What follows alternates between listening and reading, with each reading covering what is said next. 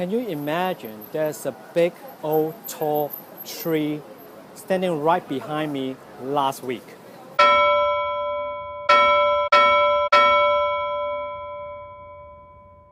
It is 20 meters in height and in a stack of 5 double-decker buses. It was fallen, and here's the aftermath.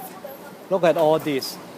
And the poor old owner is still in the hospital as of speaking.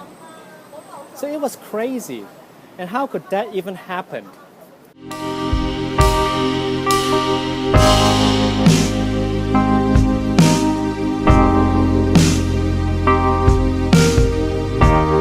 So in today's vlog, I would only like to talk about one thing. That is why trees fall.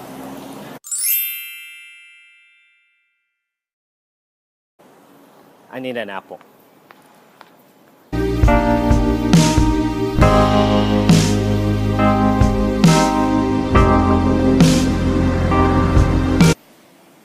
Turns out the reason behind is really simple. Gravity.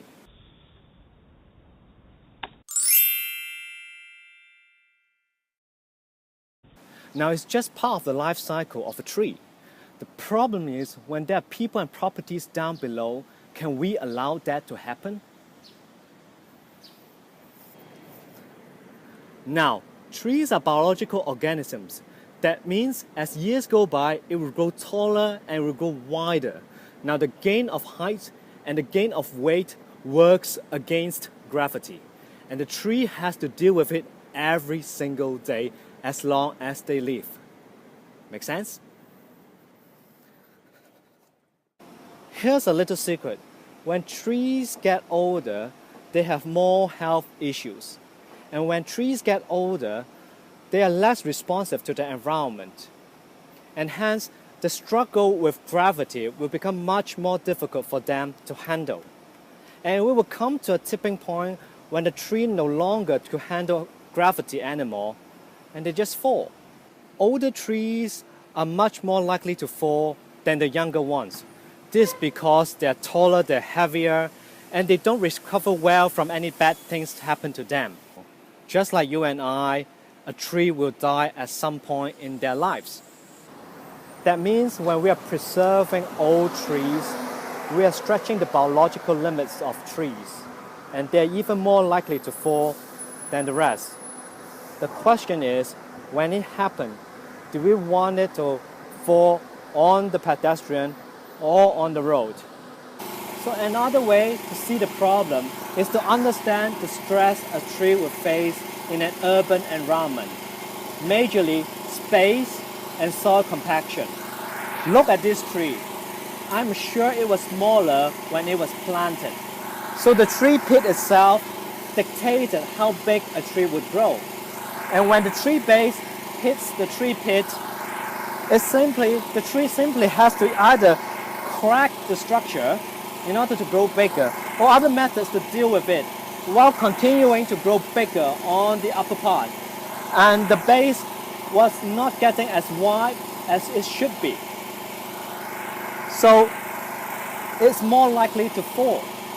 And not to mention that with the stress they have to deal with it every day, it makes the tree much more vulnerable to all kinds of infections, such as bacteria, fungus, and all kinds of insect borer that live inside the tree.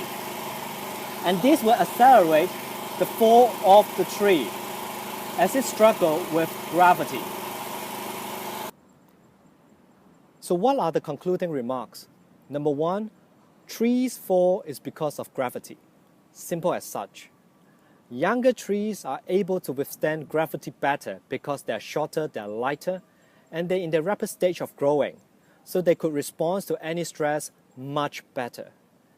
And for older trees, those way past their maturity, it's more difficult for them to deal with gravity, simply because they are taller, they're heavier, and they don't respond well to stress, such as all kinds of infections, bacteria, fungus, insects, and human intervention, such as chemicals or any kinds of pruning.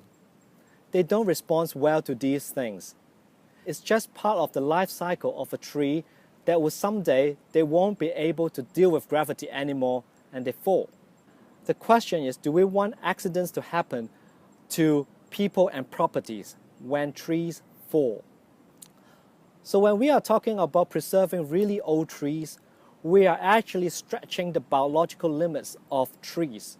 It's 2015, we already have 3 cases of injuries caused by tree failure. It seems to me it's not a biological problem, it's a management problem. It's the way how we manage trees in the city. That's all for this week. I'll see you next clip.